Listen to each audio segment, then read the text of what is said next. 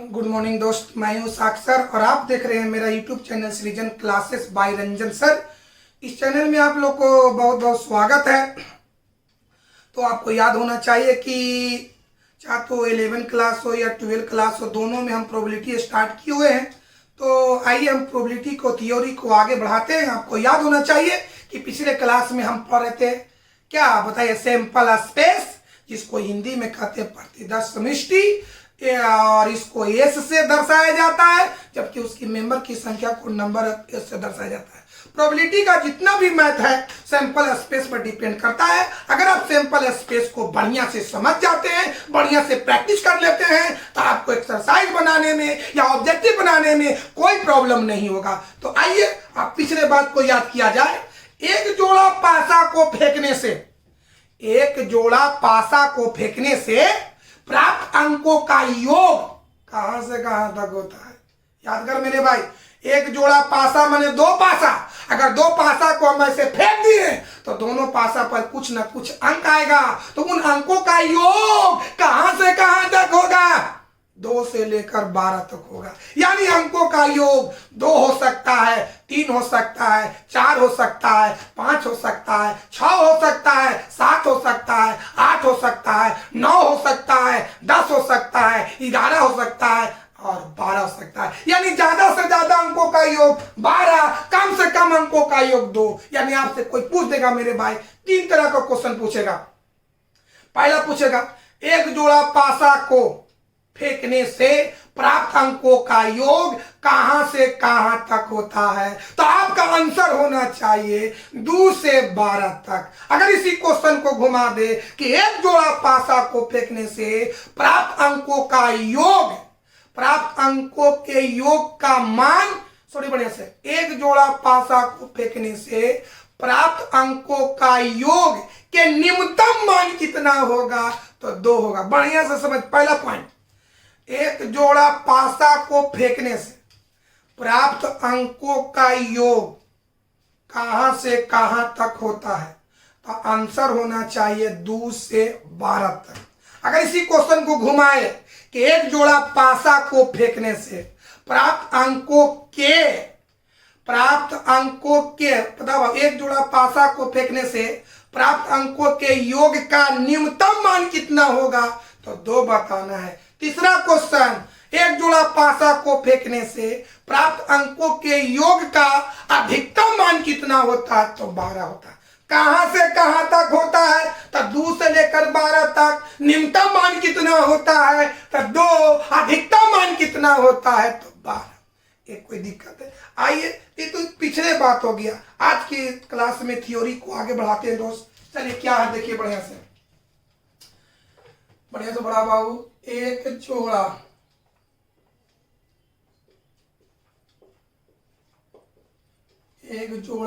पासों, एक जोड़ा पासों को फेंकने से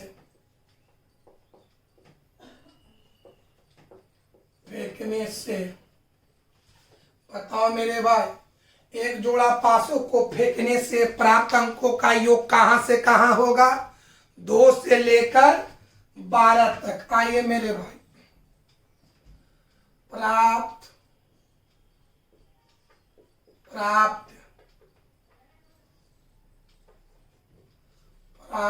अंकों का योग, है ना। चलिए, एक जोड़ा पासा को फेंकने से प्राप्त, एक कॉलम में लिख दे प्राप्त अंकों का योग, और एकरा में लिखेंगे संभव परिणाम।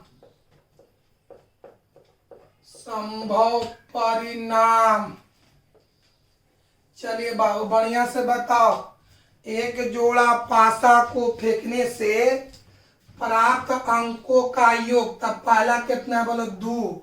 अब समझो बढ़िया से समझना। बताओ बाबू, एक जोड़ा पासा को फेंकने से अगर प्राप्त अंकों का योग 2 आता है, तो कौन कौन सी रीजन में 2 आएगा? माने पासा पर कौन कौन अंक रहेगा कि अगर हम जोड़े तो 2 होगा। आइए मेरे भाई, बताओ पासा दू गो है, बताओ अगर एकरा पर एक है, पहला पासा पर एक है, तो दूसरा पासा पर क्या होगा कि जोड़े तो दू होगा, तो एकरो पर एक होना चाहिए, यानी पहला पासा पर भी एक और दूसरा पासा पर भी एक, तो जोड़ेंगे तो दू हो जाएगा, यानी पहला संभव परिणाम वन वन। अब चलिए एक के बाद क्या होना चाहिए, दू। बताओ पहला पासा पर एक, सपोज दैट पहला पासा पर दो। अब सोचो कि दू में हम क्या जोड़े, दू में क्या जोड़े के योग दू, तो जीरो। तो याद करो कि पासा पर जीरो नहीं होता है, यानी मात्र एक रीजन है, मात्र एक स्थिति है कि जब दोनों पासा पर एक एक रहेगा तब प्राप्त अंकों का योग दू होगा। यानी बताओ संभव परिणाम,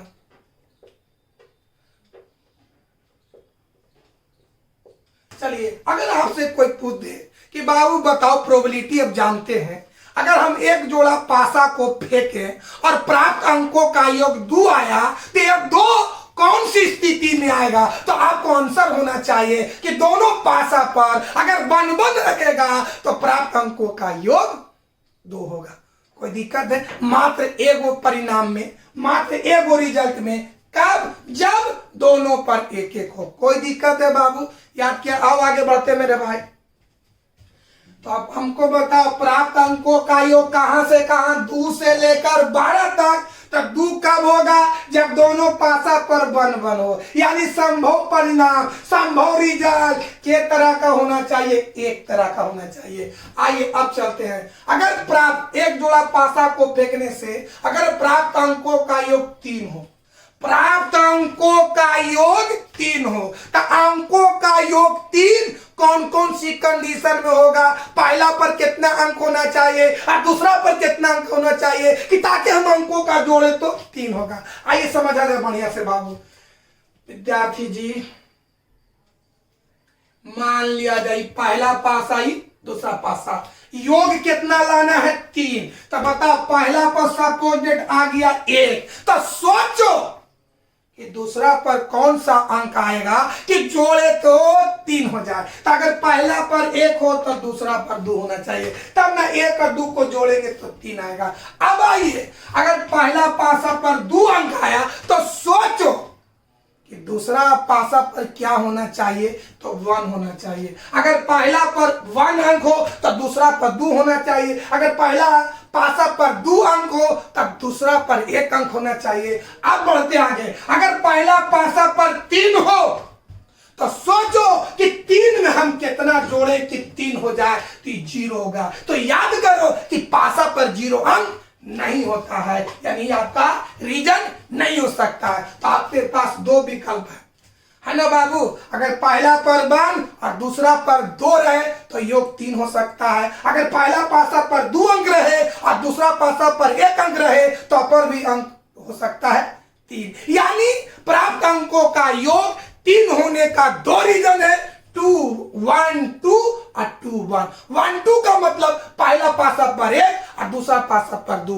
2 1 का मतलब पहला पासा पर 2 और दूसरा पासा पर 1। यानी आपसे कोई पूछ दे कि बताओ मेरे भाई आप मैथमेटिक्स का स्टूडेंट है, तो अगर एक जोड़ा हम पासा को फेंके तो प्राप्त अंकों का योग 3 कौन कौन सी कंडीशन में आएगा, कौन कौन सी रीजन में आएगा? तो पहला रीजन है 1 2, यानी पहला पर 1 और दूसरा पर 2। दूसरा कंडीशन है 2 1, यानी पहला पर 2 और दूसरा पर 1।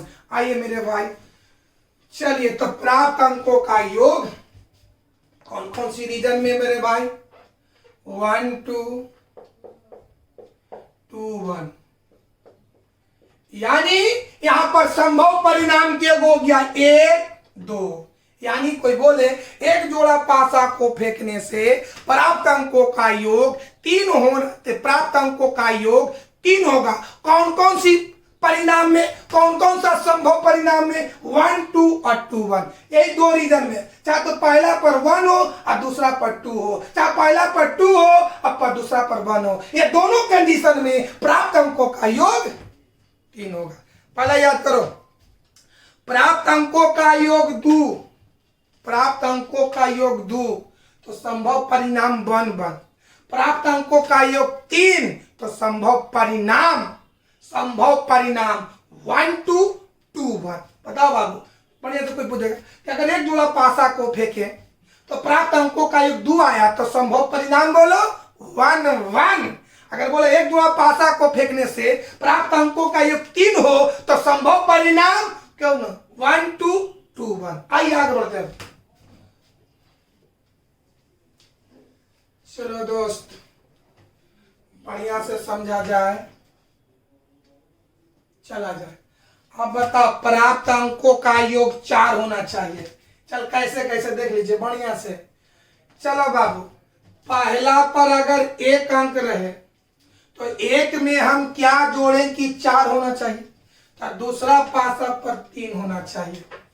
कोई दिक्कत, 1 और 3 को जोड़ेंगे 4 हो जाएगा। अब दूसरा कंडीशन, अगर पहला पासा पर 2 हो तो 2 में हम क्या जोड़ेंगे कि 4 हो जाएगा, तो 2 जोड़े पड़ेगा। यानी पहला पर भी 2 और दूसरा पर भी 2, तो प्राप्त अंकों का योग 4 हो सकता है। अब आइए, पहला पासा पर 3, तो 3 में हम क्या जोड़े कि 4 हो जाएगा, तो 1 जोड़ने पड़ेगा। अब आइए 3 के बाद 4 में क्या जोड़े कि 4 हो जाए तो 0, तो बताओ पासा पर 0 नहीं हो सकता है। यानी 3 कंडीशन में 3 रीजन में प्राप्त अंकों का योग 4 हो सकता है। कौन कौन? 1 3 2 2 3 1। 1 3 का मतलब पहला पासा पर 1 और दूसरा पासा पर 3। 2 2 का मतलब पहला पर भी 2 और दूसरा पर भी 2। 3 1 का मतलब पहला पर 3 और दूसरा पर 3। यानी ये 3 रीजन में, ये 3 कंडीशन में प्राप्त अंकों का योग 4 हो सकता है। तो अगर आपसे कोई पूछे कि अगर एक जोड़ा पासा को फेंके तो प्राप्त अंकों का योग 4 हो तो संभव रिजल्ट कौन कौन हो सकता है, संभव परिणाम कौन कौन हो सकता है, तो 1 3 2 2 3 1। आइए इस चीज को लिखते हैं।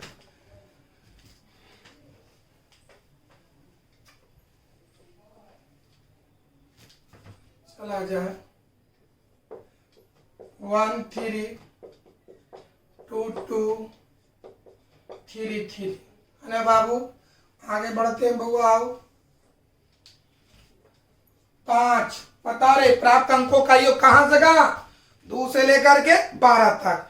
तो बता प्राप्त अंकों का योग 2 है तो संभव परिणाम 1 1। प्राप्त अंकों का योग 3 है तो संभव परिणाम 2 1 या 1 2।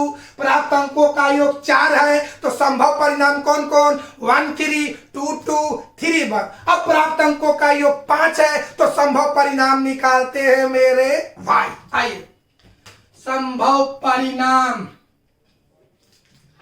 देखा जाए, पहला पासा है दूसरा पासा है। चलिए योग कितना होना चाहिए, 5।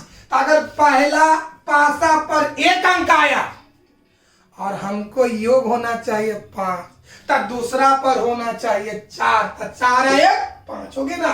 अगर पहला पासा पर 2 है तो बताओ 2 में हम कितना जोड़ेंगे कि 5 होगा, यानी 3। यानी दूसरा पासा पर आना चाहिए 3। अब आइए, अगर पहला पासा पर 3 आया तो दूसरा पासा पर आना चाहिए 2। अगर पहला पासा पर 4 आया तो दूसरा पासा पर आना चाहिए 1। अगर पहला पासा पर 5 आ गया तो हम 5 में क्या जोड़ेंगे कि 5 आएगा, तो 0। तो 0 पासा पर नहीं होता है। इसका मतलब हो गया कि 4 कंडीशन में, 4 स्थिति में प्राप्त अंकों का योग 5 हो सकता है। कौन कौन, 1 4 2 3 3 2 4 1। 1 4 का मतलब पहला पासा पर 1 और दूसरा पासा पर 4। 2 3 का मतलब पहला पासा पर 2 और दूसरा पासा पर 3। 3 2 का मतलब पहला पासा पर 3 और दूसरा पासा पर 2।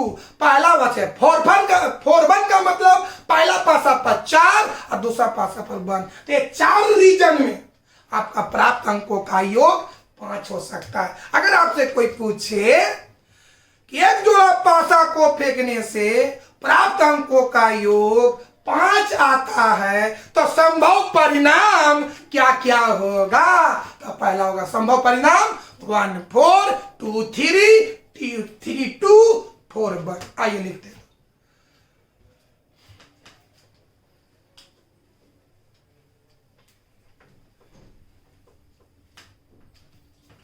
क्या है बाबू? 1 4 2 3 3 2 4 1।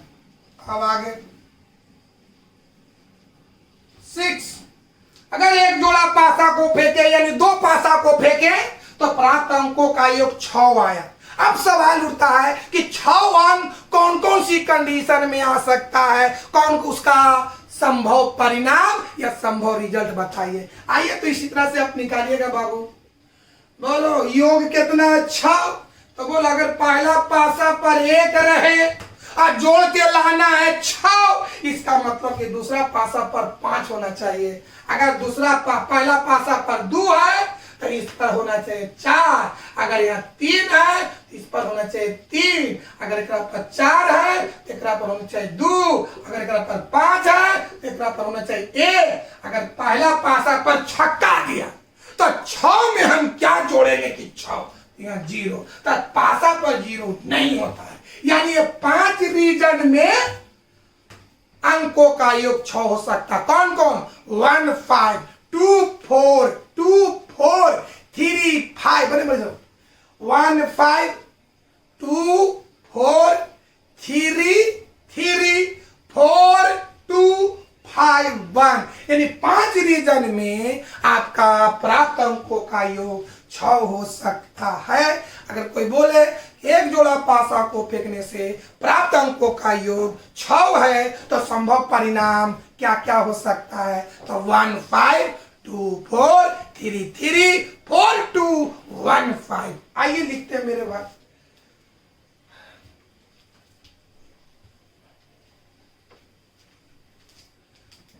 बतावा कितना?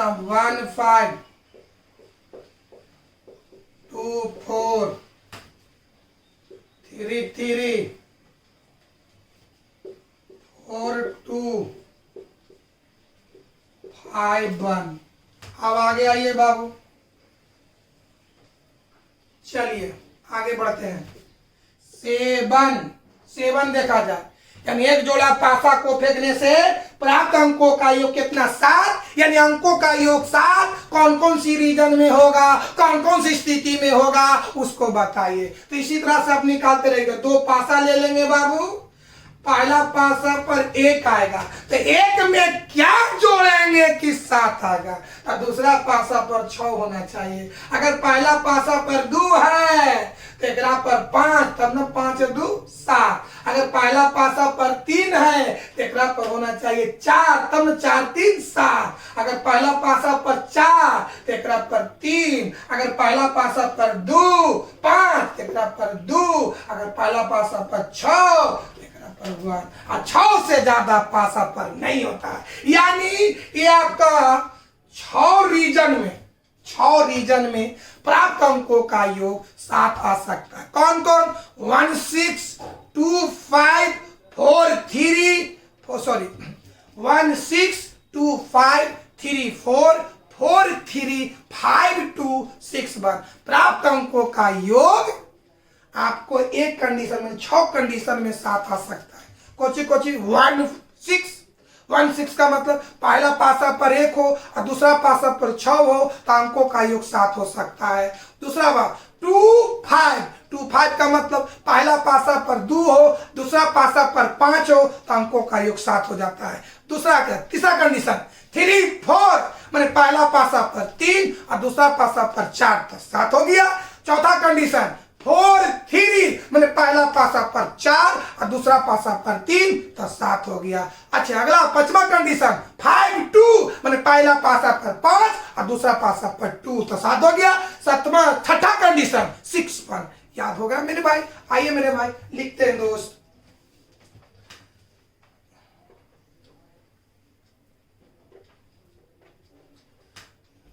बउआ क्या होगा?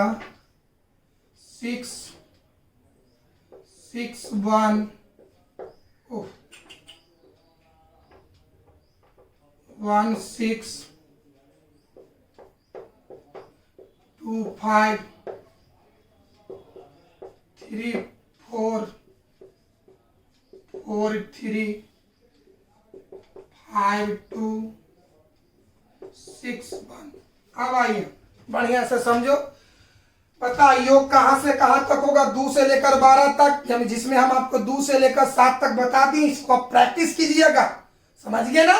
तो आइए बाबू, अब क्वेश्चन से क्या समझेगा, एक जोड़ा पासा को फेंकने से, है ना।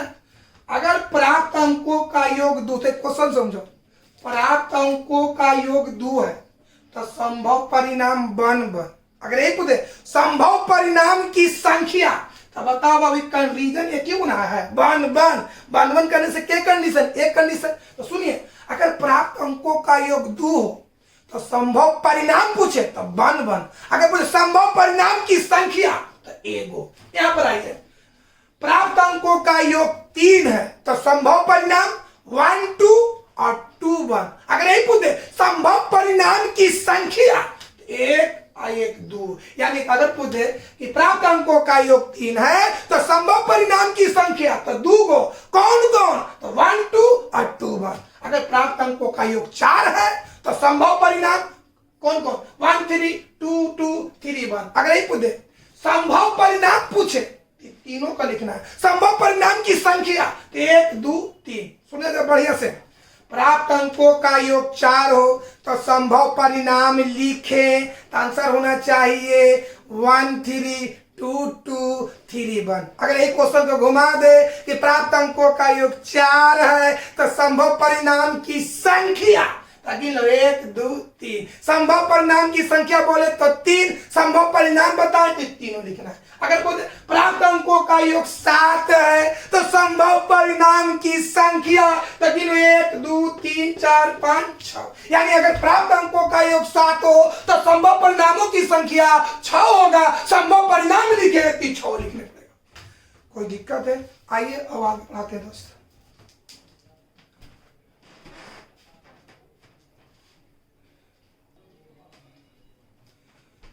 हम 7 तक हो गया। अब प्राप्त अंकों का योग कितना, 8। मतलब कोची की एक जोड़ा पासा को फेंकने से प्राप्त अंकों का योग 8 हो तो संभव परिणाम या संभव परिणाम की संख्या बताएं। तो पहले संभव परिणाम बताते हैं बाबू। आइए समझना है बढ़िया से दम। हमको अंकों का योग कितना है, 8। अगर हम पहला पासा पर 1 आता है, 1 है ना बाबू, तो बताओ मेरे भाई, पहला पासा पर 1 आया और पासा पर ज्यादा से ज्यादा 6 अंक, 6 से ज्यादा नहीं होता।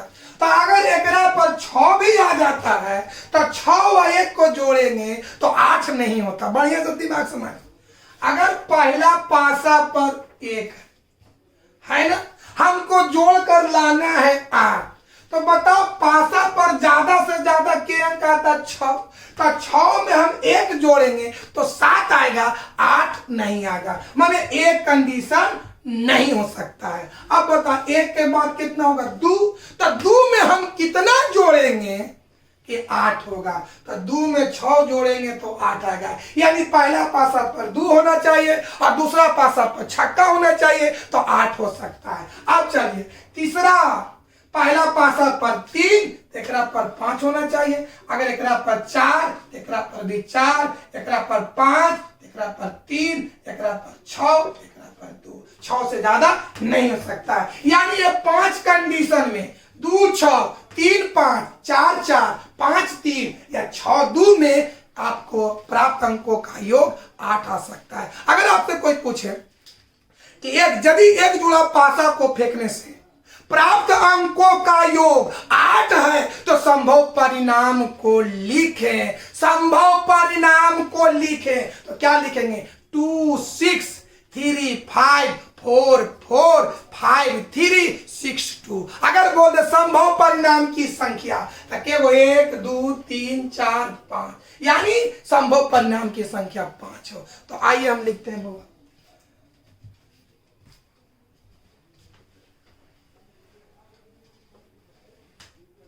क्या होगा बाबू, 2 6 6 2 8 3 5 5 3 8 हुआ ना, 4 4 5 3 6 2। चला जाए 9 अब 9। अब 9 कैसे आएगा, चलिए बढ़िया से बताइए। अगर पहला पासा पर 1 आया तो एकरा पर 6 लिख देंगे, क्योंकि 6 से तो ज्यादा होता नहीं है। पहला पासा पर 1 और दूसरा पासा पर अगर छक्का भी आ जाता है तो 6 एक साथ रहेगा, 9 नहीं होगा, यानी ये कंडीशन नहीं हो सकता। अगर दूसरा पासा पर 2 है तो एकरा पर छक्को आ जाता है तो 6 2 8 रहता है, यानी आपका एक कैंसिल हो गया। अब आइए 2 के बाद 3, तो 3 में 6 जोड़ेंगे तो 9 हो जाएगा। अब आए 3 के बाद 4, 4 में 5 जोड़ेंगे तो 9 हो जाएगा। 4 के बाद 5, 5 में 4 जोड़ेंगे तो 9 हो जाएगा। यहाँ पर 6 तो 6 में 3, यानी ये 4 कंडीशन में 9 आ सकता है। 3 6, 4 5, 5 4, 6 3, यानी पासा पर अंकों का योग 9 4 कंडीशन में आ सकता है। कौन कौन? 3 6, मैंने पहला पासा पर 3, दूसरा पासा पर 4। दूसरा कंडीशन 4 5, पहला पासा पर 4, दूसरा पासा पर 5। तीसरा कंडीशन 5 4, पहला पासा पर 4, दूसरा पासा पर 5, सॉरी पहला पासा पर 5, दूसरा पासा पर 4। 6 3, पहला पासा पर 6, दूसरा पासा पर 3, यानी 4 कंडीशन में प्राप्त अंकों का योग 4 9 आ सकता है। कौन कौन बोला बढ़िया से? 3 6, 3 6, उसके बाद 4 5, 5 4, उसके बाद 6 3। कोई दिक्कत है बाबू? अब आइए, प्राप्त अंकों का योग 10 है, तो बताइए 9 रहा तो 3 से शुरू हुआ, देखिए बढ़िया से। 8 रहा तो 2 से शुरू होगा, 9 रहा तो 3 से शुरू होगा, तो 10 रहेगा तो 4 से शुरू होगा। अब सोचो 4 में कितना जोड़ेंगे कि 10 होगा, तो 6। अब आइए 4 के बाद 5 लीजिए, 5 में कितना जोड़ेंगे कि 10 आएगा, तो 5 बाबू। उसके बाद बताओ मेरे भाई, चलिए तब बताओ बाबू 4 5, 5 के बाद 6, 6 में कितना जोड़ेंगे कि 10 अगर 4 हो गया। अब आइए 11, तो 8 में 2 से स्टार्ट किए थे, 9 में 3 से स्टार्ट किए थे, 10 में 4 से स्टार्ट किए थे, 11 में 5 से स्टार्ट करेंगे। तो बोलो 5 में हम कितना जोड़ेंगे? 11 आएगा, तो 6। अब बताओ 5 के बाद होता 6, तो 6 में कितना जोड़ेंगे? तो 5। अब आइए 12, 11 5 से, तो 12 6 से, 6 में 6 से जोड़ेंगे 6 होगा, 6 के बाद नहीं करता। ये था आपका निकालने का तरीका। इसको बढ़िया से प्रैक्टिस कर लीजिएगा कि ताकि आपको आगे समझने में कोई दिक्कत नहीं हो। अब आइए, अभी सैंपल स्पेस बहुत बड़ा चैप्टर है। सैंपल स्पेस अगर आप समझ गए तो आपको प्रॉब्लम समझने में कोई दिक्कत नहीं होगा, ना ऑब्जेक्टिव बनाने में दिक्कत होगा। ये सारा चीज आप प्रैक्टिस कर लीजिएगा। आज की क्लास को